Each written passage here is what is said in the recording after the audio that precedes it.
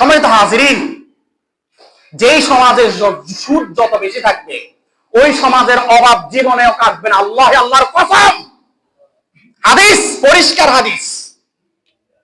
যেই সমাজে সুদখোর থাকবে, যেই সমাজে সুদের প্রচলন বেশি হবে, সেই সমাজে কখনো বরকত আসবে না, সেই সমাজ থেকে কখনো অভাব দূর হবে না, সেই সমাজের মানুষেরা যাতে সব সময় আল্লাহর আযাব এবং গজবের জন্য অপেক্ষা করে। নাউজুবিল্লাহ। আমার কথা নয় সম্মানিত হাজিরিন, আমার কথা নয়, আমার নবীর কথা, আল্লাহর রাসূলের কথা। এত জঘন্য, এত নিকৃষ্ট সুদ কি মনে করি আমরা? যাতা মনে করি? এত নিকৃষ্ট, এত অপবিত্র, এত দুর্গন্ধ সুদ।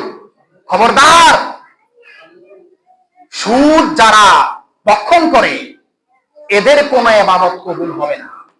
এদের কোনো ইবাদত কবুল হবে না।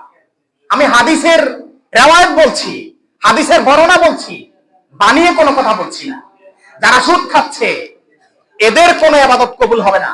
এরা আমার আপনার সাথে নামাজে দাঁড়াচ্ছে, সালাতে দাঁড়াচ্ছে, আসলে মূলত এদের শুরু থেকে, যেই দিন থেকে এরা সুদের মধ্যে জড়িয়েছে ওই দিন থেকে এদের সমস্ত ইবাদত এদের ধ্বংস হয়ে গেছে। নাউজুবিল্লাহ।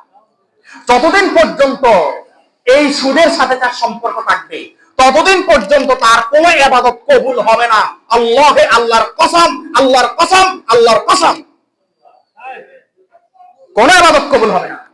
এজন্য সম্মানিত হাজিরিন, আপনারা যারা প্রতি সপ্তাহে আমাকে মেহমানদারি করাচ্ছেন, আলহামদুলিল্লাহ, খুবই সন্তুষ্ট আপনাদের উপরে।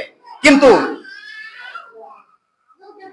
আমার দৃঢ় বিশ্বাস যে সবার যে অর্থ ইনকাম হালাল, আলহামদুলিল্লাহ, কোনো সন্দেহ পোষণ করছি না। তারপরেও আমার করজোর অনুরোধ, আমার অজান্তেও যাতে আমার পেটে কোনো সুদের টাকার বাজার করা জিনিস যাতে আমার পেটে না ঢোকে। কারণ হাদিস শরীফে আসছে, যে ব্যক্তি সুদের টাকার জিনিস নিজের পেটে ঢুকালো সে নিজের পেটের মধ্যে সাপ ঢুকাইছে, সে নিজের পেটের মধ্যে জাহান্নামের আগুন ঢুকিয়েছে। নাউজুবিল্লাহ।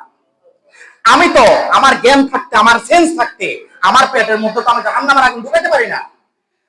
আমার সেন্স থাকতে, আমার অনুভূতি থাকতে আমি তো আমার পেটের মধ্যে সাপ ঢুকাইতে পারি না।